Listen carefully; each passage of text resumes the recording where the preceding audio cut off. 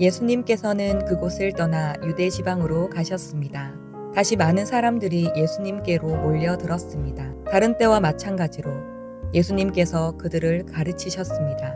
몇몇 바리새파 사람들이 예수님께 와서 예수님을 시험하려고 물었습니다. 사람이 아내와 이혼하는 것이 옳습니까? 예수님께서 대답하셨습니다. 모세가 너희에게 어떻게 명령하느냐? 그들이 말했습니다. 모세는 남자가 이혼 증서를 써준 다음에 여자를 보내라고 허락하였습니다. 예수님께서 말씀하셨습니다. 너희의 마음이 굳어 있어서 모세가 이런 명령을 썼다. 그러나 하나님께서 세상을 만드실 때부터 남자와 여자를 만드셨다. 그러므로 남자가 자기 아버지와 어머니를 떠나 아내와 더불어 둘이 한 몸이 될 것이다. 따라서 더 이상 둘이 아니라 한 몸이다. 그러므로 하나님께서 하나로 만드신 것을 사람이 가르지 마라.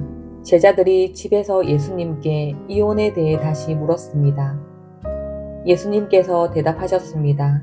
자기 아내를 버리고 다른 여자와 결혼하는 사람은 간음죄를 짓는 것이다. 자기의 남편을 버리고 다른 남자와 결혼하는 여자 또한 간음죄를 짓는 것이다. 사람들이 자기의 아이들을 데리고 예수님께 와서 어루만져 주시기를 원했습니다. 그러나 제자들이 이들을 꾸짖었습니다. 예수님께서 이것을 보시고 노하시며 제자들에게 말씀하셨습니다. 어린이들이 내게로 오게 놔두어라. 그들을 막지 마라. 하나님 나라는 이런 어린이와 같은 사람들의 것이다. 내가 너희에게 진정으로 말한다.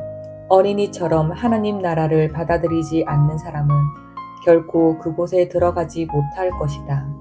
그리고 예수님께서 어린이들을 팔에 안으시고 손을 얹어 축복하셨습니다. 예수님께서 길을 떠나시려고 할 때 한 사람이 달려와서 예수님 앞에 무릎을 꿇었습니다. 그리고 여쭈었습니다.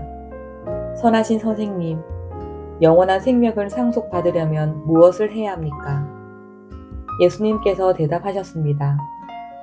왜 나를 선하다고 하느냐? 오직 하나님 외에는 아무도 선하지 않다. 내가 계명을 안다. 살인하지 마라. 간음하지 마라. 도둑질하지 마라. 거짓 증거를 대지 마라. 속이지 마라. 내 부모를 공경하여라. 그 사람이 말했습니다. 선생님, 저는 어려서부터 이 모든 계명들을 다 지켰습니다. 예수님께서 그 사람을 보시고 사랑스럽게 여기셨습니다. 그리고 말씀하셨습니다. 내게 부족한 것 하나가 있다. 가서 내가 가진 것을 모두 팔아 가난한 사람들에게 주어라. 그러면 하늘에서 보화가 있을 것이다. 그리고 와서 나를 따라라. 이 말씀을 듣고 그 사람은 매우 슬퍼하며 떠나갔습니다. 그것은 그 사람이 많은 재물을 가지고 있었기 때문입니다. 예수님께서 제자들을 보시며 말씀하셨습니다. 부유한 사람이 하나님 나라에 들어가는 것이 얼마나 어려운가. 제자들은 예수님의 말씀에 놀랐습니다. 예수님께서 다시 말씀하셨습니다. 얘들아, 하나님 나라에 들어가는 것이 얼마나 어려운지 부자가 하나님 나라에 들어가는 것보다 낙타가 바늘길을 지나가는 것이 더 쉬울 것이다. 제자들은 더욱더 놀라며 서로 말하였습니다. 그러면 과연 누가 구원 받을 수 있을까? 예수님께서 제자들을 바라보시며 말씀하셨습니다. 사람은 할 수 없으나 하나님께서는 할 수 있다. 하나님께는 모든 것이 가능하다. 베드로가 예수님께 말했습니다. 보십시오. 우리는 선생님을 따르려고 모든 것을 버렸습니다. 예수님께서 말씀하셨습니다. 내가 너희에게 진정으로 말한다. 나와 복음을 위해 자기 집과 형제, 자매, 어머니, 아버지, 자식 또는 밭을 버린 사람은 이 세상에서 핍박과 함께 집, 형제, 자매, 어머니, 자녀 그리고 밭을 100배로 받을 것이다. 그리고 오는 세대에서는 영원한 생명을 얻을 것이다. 첫째가 꼴찌가 되고 꼴찌가 첫째가 되는 사람이 많을 것이다. 예루살렘으로 올라가는 길에 예수님께서 사람들보다 먼저 걸어가셨습니다. 제자들이 놀랐고 뒤따르던 사람들도 두려워했습니다. 예수님께서 12 제자를 따로 부르셔서 어떤 일이 예수님에게 일어날지 말씀하기 시작하셨습니다. 보아라, 우리는 지금 예루살렘으로 간다. 인자가 대제사장과 율법학자들에게 넘겨질 것이다. 그들은 인자에게 사형을 선고하고 이방 사람들에게 넘겨줄 것이다. 이방 사람들은 인자를 조롱하고 침을 뱉고 채찍으로 때리고 죽일 것이다. 그러나 인자는 3일 뒤에 다시 살아날 것이다. 세베대의 두 아들 야고보와 요한이 예수님께 와서 말했습니다. 선생님, 우리의 소원을 들어주시기 원합니다. 예수님께서 물으셨습니다. 너희가 내게 무엇을 원하느냐? 그들이 대답했습니다. 저희가 주의 영광스러운 나라에서 선생님의 오른쪽과 왼쪽에 앉게 허락해 주십시오. 예수님께서 대답하셨습니다. 너희가 요구하는 것이 무엇인지를 알지 못하는구나. 너희는 내가 마시는 잔을 마실 수 있느냐? 그리고 내가 받는 세례를 받을 수 있느냐? 그들이 대답했습니다. 예, 우리는 할 수 있습니다. 예수님께서 그들에게 말씀하셨습니다. 내가 마시는 잔을 너희가 마시며 내가 받는 세례를 너희가 받을 것이다. 그러나 내 오른쪽이나 왼쪽에 앉은 것은 내가 허락하는 것이 아니다. 이 자리들은 정해놓은 사람에게 돌아갈 것이다. 이 말을 듣고 나머지 10명의 제자들이 야고보와 요한에게 화를 내기 시작했습니다. 예수님께서 제자들을 부르시고 말씀하셨습니다. 너희가 아는 것처럼 이방 사람들의 통치자라는 사람들은 사람들을 지배하려고 한다. 고관들도 사람들에게 세도를 부린다. 그러나 너희는 그래서는 안 된다. 누구든지 너희 중에서 높아지려거든 종이 되어야 한다. 누구든지 너희 중에서 첫째가 되려거든 모든 사람의 종이 되어야 한다. 인자도 섬김을 받으러 온 것이 아니라 섬기러 왔다. 인자는 자기 생명을 많은 사람의 대속물로 주려고 왔다. 예수님과 제자들이 여리고에 왔습니다. 예수님께서 제자들과 많은 사람들과 함께 여리고를 떠나실 때 디메오의 아들 바디메오라고 하는 앞을 보지 못하는 거지가 길가에 앉아 있었습니다. 나사렛 예수님이라는 소리를 듣고 그는 소리 지르기 시작했습니다. 다윗의 자손 예수님, 제게 자비를 베풀어 주십시오. 많은 사람들이 그에게 조용히 하라고 엄하게 말했습니다. 그러나 그는 더욱더 크게 소리쳤습니다. 다윗의 자손이시여, 제게 자비를 베풀어 주십시오. 예수님께서 멈추셔서 말씀하셨습니다. 그 사람을 이리 데리고 오너라. 사람들이 그를 불렀습니다. 안심하고 일어나게. 예수님께서 자네를 부르고 계시네. 그는 겉옷을 거기에 두고 벌떡 일어나 예수님께로 갔습니다. 예수님께서 그에게 물으셨습니다. 무엇을 해주기를 원하느냐? 보지 못하는 자가 대답했습니다. 선생님, 다시 보기를 원합니다. 예수님께서 가거라, 내 믿음이 너를 낫게 하였다 라고 말씀하셨습니다. 그 즉시 그는 보게 되었고 예수님을 따라 나섰습니다. 예수님과 제자들이 예루살렘 근처 곧 올리브산 가까이에 있는 벳바게와 베다니 마을에 이르렀습니다.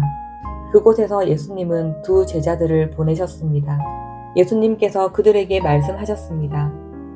건너편 마을로 가거라. 거기에 가면 지금까지 아무도 탄 적이 없는 나귀 새끼 한 마리가 매어 있는 것을 볼 것이다.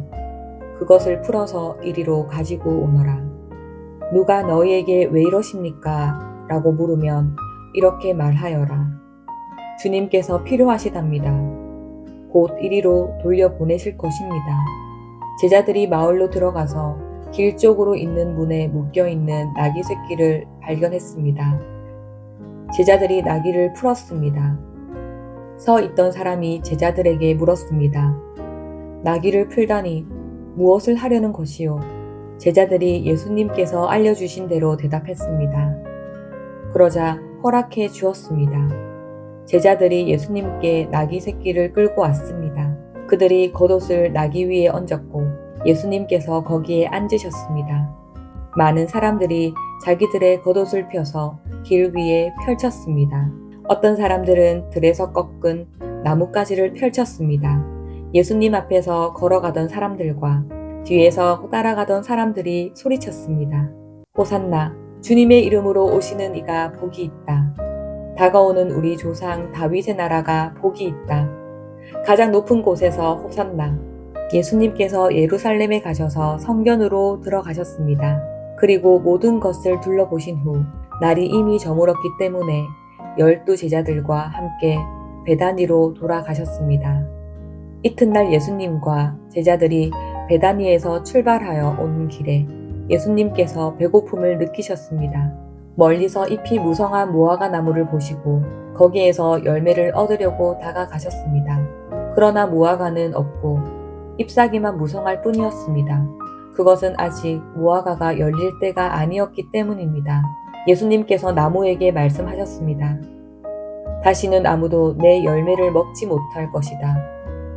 제자들이 이 말씀을 들었습니다. 예수님과 제자들이 예루살렘에 왔습니다. 예수님께서 성전에 들어가셔서 성전에서 사고 파는 사람들을 내쫓으셨습니다. 그리고 돈 바꾸어 주는 사람들의 책상과 비둘기 파는 사람들의 자리를 뒤엎으셨습니다. 예수님께서 그 누구도 물건을 가지고 성전의 뜰을 가로질러 가지 못하게 하셨습니다. 그리고 사람들을 가르치셨습니다. 성경에 이렇게 쓰여 있다. 나의 집은 모든 민족의 기도하는 집이라고 불릴 것이다.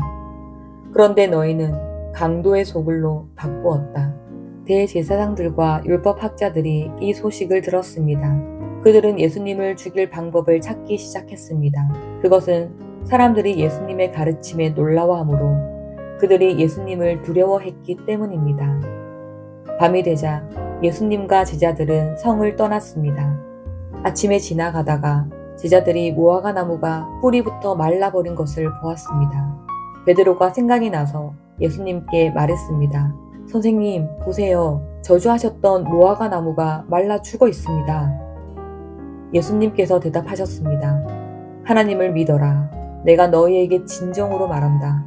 누구든지 이 산을 향하여 뽑혀서 바다에 던져져라 하고 말하고 마음속에 아무 의심 없이 말한 대로 될 줄 믿으면 그대로 이루어질 것이다. 그러므로 내가 너희에게 말한다. 너희가 기도하고 구한 모든 것은 받을 줄로 믿어라. 그러면 이루어질 것이다.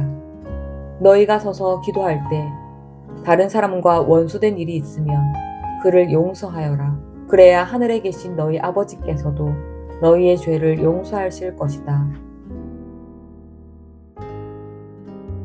예수님과 제자들이 다시 예루살렘으로 갔습니다. 예수님께서 성전에서 거니실 때 대제사장들과 율법학자들과 장로들이 예수님께 왔습니다. 그들이 예수님께 말했습니다. 당신은 무슨 권한으로 이런 일을 하는 것이요? 누가 당신에게 이런 권한을 주었소? 예수님께서 이들에게 대답하셨습니다. 내가 한 가지를 너희들에게 묻겠다. 만일 나에게 대답하면 내가 무슨 권한으로 이런 일을 하는지 말해주겠다. 요한의 세례가 하늘로부터 온 것이냐? 아니면 사람에게서 온 것이냐? 대답해 보아라. 그들이 자기들끼리 의논하였습니다. 만일 우리가 하늘로부터 왔다고 하면 그가 어째서 너희는 요한을 믿지 않았느냐 하고 말할 것이다. 그렇다고 사람에게서 왔다고 할 수도 없지 않은가. 이들은 백성들을 두려워했습니다.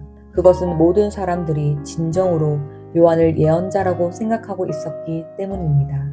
그래서 예수님께 우리는 모르오 하고 대답했습니다. 예수님께서도 그러면 나도 너희에게 내가 무슨 권한으로 이런 일을 하는지 말하지 않겠다 라고 말씀하셨습니다.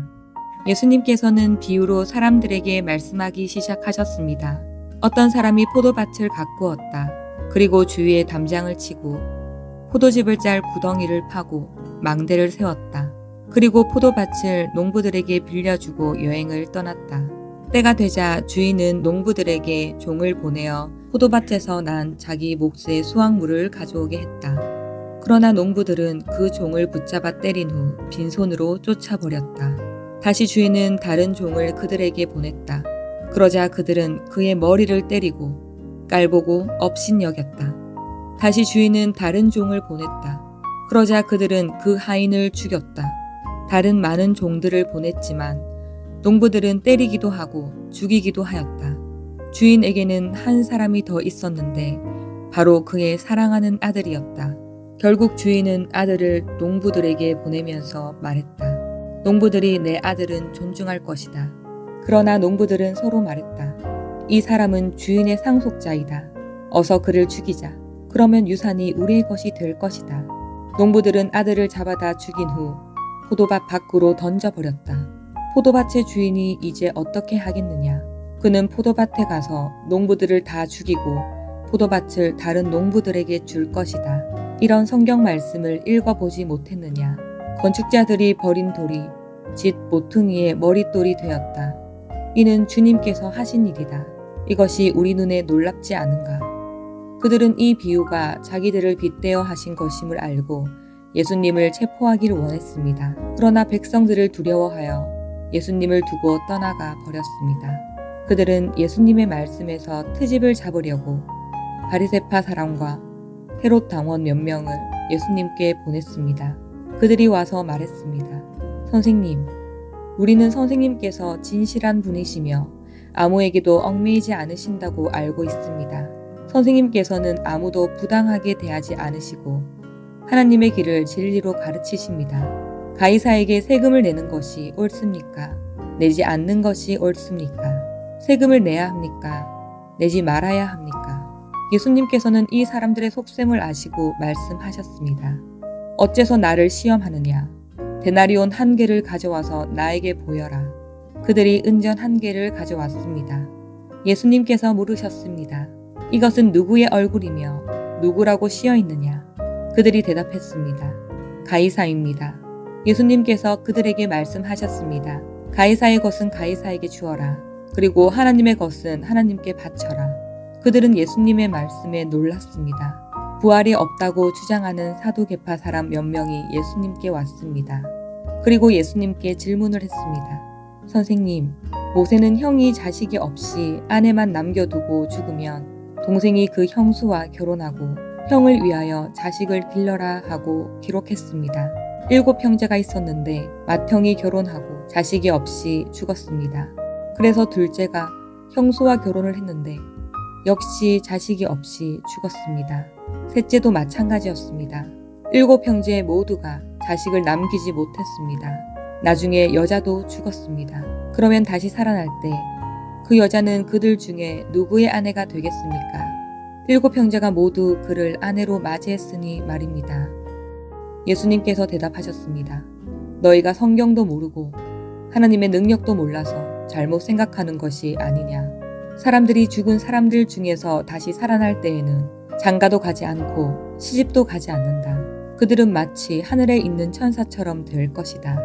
죽은 사람이 다시 살아나는 것에 대해서는 모세의 책에 기록된 떨기나무 대목에서 하나님께서 모세에게 어떻게 말씀하셨는지를 읽어보지 못했느냐. 하나님께서 모세에게 나는 아브라함의 하나님, 이삭의 하나님, 그리고 야곱의 하나님이다 라고 말씀하시지 않았느냐. 하나님께서는 죽은 사람들의 하나님이 아니라 살아있는 사람들의 하나님이다. 너희가 크게 잘못 생각하고 있다. 율법학자 가운데 한 사람이 다가와서 논쟁하는 것을 들었습니다. 예수님께서 사두개파 사람들에게 잘 대답하시는 것을 보고 그가 물었습니다. 모든 계명 중에 어떤 것이 가장 중요합니까? 예수님께서 대답하셨습니다. 가장 중요한 계명은 이것이다. 이스라엘아, 들어라. 주 우리 하나님은 한 분이시다. 내 모든 마음과 모든 영혼과 모든 뜻과 모든 힘을 다하여 주 너의 하나님을 사랑하여라. 2번째로 중요한 개념은 이것이다. 내 이웃을 내 몸과 같이 사랑하여라. 이 계명들보다 더 중요한 계명은 없다. 율법학자가 예수님께 말했습니다. 옳습니다, 선생님. 하나님께서는 한 분이시고 그 외에는 다른 신이 없습니다. 모든 마음과 모든 지식과 모든 힘을 다하여 하나님을 사랑하고 이웃을 자기 자신처럼 사랑하는 것이 다른 모든 번제물이나 희생 제물보다 더 중요합니다. 예수님께서는 이 사람이 지혜롭게 대답하는 것을 보시고 말씀하셨습니다. 너는 하나님 나라에 가깝구나. 그 뒤로는 아무도 감히 예수님께 더 묻지 않았습니다. 예수님께서 성전에서 가르치고 계실 때 이렇게 물으셨습니다. 어째서 율법학자들은 그리스도가 다윗의 자손이라고 말하느냐? 다윗 자신은 성령으로 이렇게 말하였다. 여호와께서 내 주님에게 말씀하셨다. 내가 내 원수들을 내 발 아래 굴복시킬 때까지 내 오른쪽에 앉아 있어라. 다윗 자신도 그리스도를 주님이라고 부른다. 그런데 어떻게 그리스도가 다윗의 자손이 되겠느냐? 많은 무리가 예수님의 말씀을 기쁘게 들었습니다. 예수님께서 가르치시면서 말씀하셨습니다. 율법학자들을 주의하여라. 이들은 긴 옷을 입고 걸어다니기를 좋아하고 장터에서 인사받기를 좋아한다. 이들은 회당에서 높은 자리를 좋아하고 잔치에서도 윗자리를 좋아한다. 이들은 과부의 집을 삼키며 사람들에게 보이기 위해 길게 기도한다. 이런 사람들은 더 큰 심판을 받을 것이다. 예수님께서 헌금함 맞은편에 앉으셔서 사람들이 어떻게 헌금하는가를 보셨습니다. 여러 명의 부자들이 많은 돈을 헌금했습니다. 가난한 과부가 와서 렙돈 동전 2개, 즉 한 고드란트를 넣었습니다. 예수님께서 제자들을 부르신 후 말씀하셨습니다. 내가 너희에게 진정으로 말한다. 이 가난한 과부가 헌금함에 돈을 넣은 다른 모든 사람들보다 더 많이 헌금을 하였다. 다른 모든 사람들은 넉넉한 중에서 헌금을 하였지만 과부는 가지고 있던 모든 것, 즉 생활에 필요한 돈 전부를 바쳤다.